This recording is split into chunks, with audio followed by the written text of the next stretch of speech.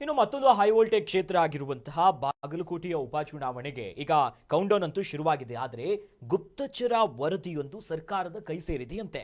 ಅಚ್ಚರಿ ಮೂಡಿಸಿರೋದು ಏನ್ ಕೇಳಿದ್ರೆ, ಗೆಲುವಿನ ಅಂತರ ಹೆಚ್ಚಿರೋದಿಲ್ಲ, ಜೊತೆಲಿ ವರದಿಯಲ್ಲಿ ಆ ಅಂಶಗಳನ್ನ ಹೇಳಿದಾರಂತೆ. ಸಿಎಂ ಅವರಿಗೆ ಎಚ್ಚೆತ್ತುಕೊಂಡಿದ್ದು ಬಿಟ್ಟಿದ್ದಾರಂತೆ. ಹೀಗಾಗಿ ಸಿಎಂ 2 ದಿನಗಳ ಕಾಲ ಪ್ರಚಾರ ನಡೆಸಿದ್ರು. ಅಲ್ಲದೆ ಸುಮಾರು ಒಂದು 20 ಸಚಿವರನ್ನ ಪ್ರಚಾರ ಕಳಿಸ್ಕೊಟ್ಬಿಟ್ಟಿದ್ದಾರೆ. ಯತ್ನಾಳ್ ಅವರು ಕೂಡ ಚರಂತಿಮಠ ಅವರ ಪರವಾಗಿ ಭರ್ಜರಿಯಾಗಿ ಪ್ರಚಾರ ಮಾಡ್ತಿದ್ದಾರೆ. ಇದು ಕಾಂಗ್ರೆಸ್ಗೆ ಈಗ ಒಂದು ರೀತಿ ತಲೆನೋವಾಗಿದೆ.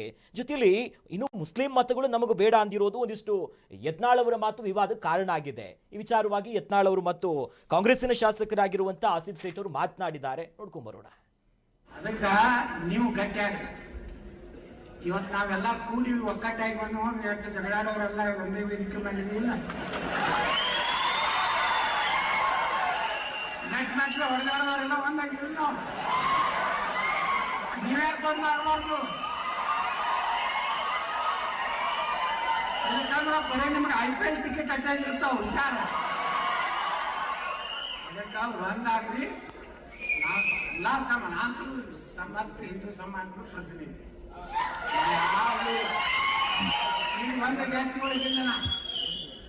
ನಾ ಎಲ್ಲ ಜಾತಿ ಸಮಾಜಕ್ಕೂ, ಕಲಾಲ ಸಮಾಜಕ್ಕೂ ನ್ಯಾಯ ಬೇಡದಮ್ಮ, ಮರಾಠ ಸಮಾಜಕ್ಕೂ ಬೇಡದಮ್ಮ, SC ST ಸಮಾಜಗಳ ಮೀಸಲಾತಿಯೊಳಗೂ ವಿಧಾನಸಭೆಯೊಳಗೆ ಮಾತಾಡ್ದಮ್ಮ. ನಾ ಎಲ್ಲ ಸಮಾಜದ ಪರವಾಗಿ ಮಾತಾಡಿದ್ದೀವಿ. ನಾವೆಲ್ಲ ಒಂದಾಗಿಲ್ಲ. ಯಾಕಂದ್ರೆ ನಾವು ಒಬ್ಬನೇ ಕೇಸರಿ ಅವ, ಇಲ್ಲೆಲ್ಲ ಅವರೆಲ್ಲ BJP ಅವರು ಅದಾರ. ನನ್ನ ಪಕ್ಷ JCB ಪಕ್ಷ.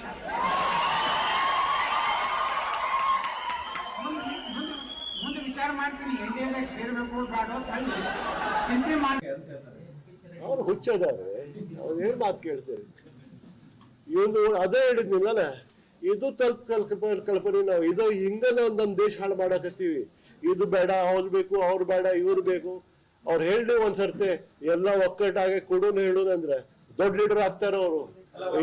ಎಷ್ಟು ಒಳ್ಳೆ ಮಾತಾಡ್ತಾರ ಅವರು, ಇಷ್ಟು ಒಳ್ಳೆ ಬುದ್ಧಿ ಇದೆ. ಎಷ್ಟು ನಾನು ನೋಡ್ತಾ ಇದ್ದೀನಿ ಅಸೆಂಬ್ಲಿದಲ್ಲೇ, ಅವ್ರಿಗೆ ಮೆಮೊರಿ ಇಷ್ಟು ಶಾರ್ಪ್ ಇದೆ. ಒಳ್ಳೆ ಮಾತಾಡಿದಂದ್ರೆ ದೇಶದ ಒಂದು ಒಳ್ಳೆ ಲೀಡರ್ ಆಗ್ತಾರ ಅವರು. ಹಂಗ ಹೇಳ್ಬಾರ್ದು. ಇಷ್ಟು 10 ನಿಮಿಷದಿಂದ ಅದೇ. ಈ ಬಾರಿ ಬಾಗಲಕೋಟೆಯ ಬೈ ಎಲೆಕ್ಷನ್ ವಿಚಾರದಲ್ಲಿ ಬಿಜೆಪಿ ನಾಯಕರು ಪ್ರಚಾರ ಮಾಡ್ತಿರೋದಕ್ಕಿಂತ ಹೆಚ್ಚಾಗಿ ಯತ್ನಾಳ್ ಅವ್ರದ್ದೇ ಸದ್ದು ಹೆಚ್ಚಿದೆ. ಈ ಬಾರಿ ಯತ್ನಾಳು, ನಾನು ಬಿಜೆಪಿಯವನಲ್ಲ, ನಾನು ಕೇಸರಿ ಪಡೆಯವನು, ನಾನು ಯೋಗಿ ಆದಿತ್ಯನಾಥರಂತೆ CM ಆಗಿ ಇಲ್ಲಿ ಏನೋ ಬೇರೆ ಏನೋ ಕೊಡೋಕೆ ಹೋದವನು ಅನ್ನೋದ್ರ ನಿಟ್ಟಲ್ಲಿ ಮಾತಾಡಿರೋದ್ರಿಂದ ಹೌದು, ಅದಕ್ಕೇನು ಅಂಥ ದೊಡ್ಡ ಮಹತ್ವ ಕೊಡುವಂಥದ್ದೇನಿಲ್ಲ. ಅದು ಇನ್ನೂ ಮುಂದಿನ ದಿನಗಳಲ್ಲಿ ಕಾದು ನೋಡಬೇಕಾಗಿರುವಂಥದ್ದು. ಮತ್ತು ಅವರ ನಿರೀಕ್ಷೆ ನಿಲುವು ಏನು ತಗೊಳ್ತಾರೆ ಅದರ ಬಗ್ಗೆ ನಿಂತಿರುವಂಥದ್ದು. ಆದರೆ ಬಾಗಲಕೋಟೆಯಲ್ಲಿ ಗುಪ್ತಚರ ಇಲಾಖೆ ಸರ್ಕಾರಕ್ಕೆ ನೀಡಿದೆ ಎನ್ನಲಾದ ವರದಿ ಅದೇನಿದೆ, ಗೆಲುವು ಆದರೂ ಕೂಡ ಗೆಲುವಿನ ಅಂತರ ತುಂಬ ಕಡಿಮೆ ಇರುತ್ತೆ ಅನ್ನುವಂಥದ್ದು ಹೇಳಿರುವಂಥದ್ದು. ಆ ಬಗ್ಗೆ ನಾವು ಮಾತಾಡೋದಾದರೆ, ಬಾಗಲಕೋಟೆಯಲ್ಲಿ ಒಂದು ಭಯ ಶುರುವಾಗಿದೆ. ಪ್ರತಿಷ್ಠೆಯ ಕಣವಾಗಿ ತೆಗೆದುಕೊಂಡಿರುವಂಥ ಮುಖ್ಯಮಂತ್ರಿಗಳು ಸ್ವತಃ ಸಿದ್ದರಾಮಯ್ಯನವರಿಗೆ ಒಂದು ಚಳಿ ಶುರುವಾದಂಗಿದೆ, ಒಂದು ಒಂದು ಒಂದು ಡವಡವ ಶುರುವಾದಂಗಿದೆ. ಯಾಕೆ ಅಂತಂದರೆ, ಉಮೇಶ್ ಮೇಟಿ ಅವ್ರನ್ನ ಇವರೇ ಆಯ್ಕೆ ಮಾಡಿ ಬಿಟ್ಟಿರೋದ್ರಿಂದ ಅಲ್ಲಿ ಬೇರೆ ಒಬ್ಬರನ್ನ ಆಯ್ಕೆ ಮಾಡ್ಬೋದಾಗಿತ್ತ ಅನ್ನುವಂಥ ಗೊಂದಲ ಕೂಡ ಈಗ ಆಗ್ತಾ ಇದೆ. ಹೌದು, ಪ್ರಬಲವಾಗಿ ಮಾತಾಡೋ ಅಂಥ ಕ್ಯಾಂಡಿಡೇಟ್ ಅಲ್ಲ, ಮೇಟಿಯವರ ಬಗ್ಗೆ ಸಿಂಪತಿ ಇಲ್ಲ. ಆ ನಿಟ್ಟಲ್ಲಿ ಕಾಂಗ್ರೆಸ್ ಅಲ್ಲಿ ಏನಾದರೂ ಬಲ ತೋರಿಸುತ್ತೆ ಅನ್ನೋದಕ್ಕೆ ಇವರು ಹೇಳ್ಕೊಳ್ಳುವಂಥದ್ದೇನು ಅಲ್ಲಿಲ್ಲ. 20 ಜನ ಸಚಿವರನ್ನ ಅಲ್ಲಿ ಈಗಾಗಲೇ ಬಿಟ್ಟಂತಾಗಿದೆ.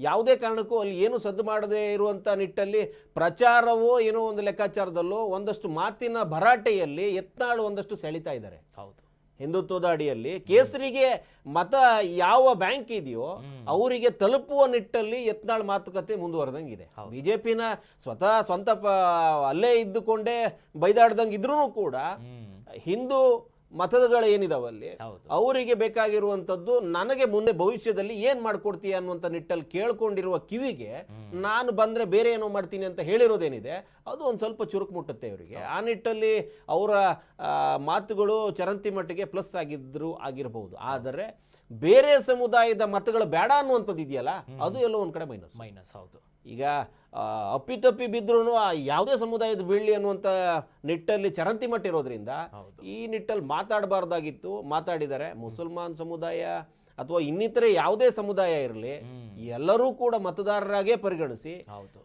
ಸಾರ್ವಜನಿಕ ನ್ಯಾಯಕ್ಕಾಗಿನೇ ಅಧಿಕಾರಕ್ಕೆ ಬರುವಂಥದ್ದು ಇವರು. ಹಾಗಾಗಿ ಬದಿ ನಿಲ್ಲಿಸ್ಬಿಟ್ಟು ಮಾಡೋದಕ್ಕಾಗೋದಿಲ್ಲ. ಹಂಗಂತ ಆ ಸಮುದಾಯದಿಂದ ಏನಾದರೂ ವ್ಯತಿರಿಕ್ತವಾದ ಬೆಳವಣಿಗೆಗಳು ನಡೆದಾಗ ತಡೆದು ನಿಲ್ಲಿಸ್ತೀನಿ, ಏನಾದರೂ ಇದ್ರೆ ಈಗ ಲವ್ ಜಿಯಾದ್ ಅಂತವನ್ನು ತಡಿತೀವಿ, ಇನ್ನೊಂದೇನೋ ಮತಾಂತರ ಮಾಡೋದನ್ನ ತಡಿತೀನಿ, ಇದನ್ನೆಲ್ಲ ಹೇಳಿಕೆಗಳು ಕೊಡಬಹುದು. ಯಾಕಂದ್ರೆ ಅದರಲ್ಲಿ ಕೆಲವೇ ಸೀಮಿತ ಸಮುದಾಯದ ಪ್ರಜೆಗಳಿರ್ತಾರೆ, ಮತದಾರರು ಇರ್ತಾರೆ, ಅವರ ಮತಗಳು ಅಂತ ದೊಡ್ಡ ಇಡೀ ಸಮುದಾಯಕ್ಕೆ ಘಾಸಿಯಾಗುವಂತ ಹೇಳಿಕೆಗಳು ಚುನಾವಣೆಯಲ್ಲಿ ತುಂಬಾ ದೊಡ್ಡ ಮಟ್ಟಕ್ಕೆ ನಷ್ಟ ಉಂಟು ಮಾಡುವಂತ.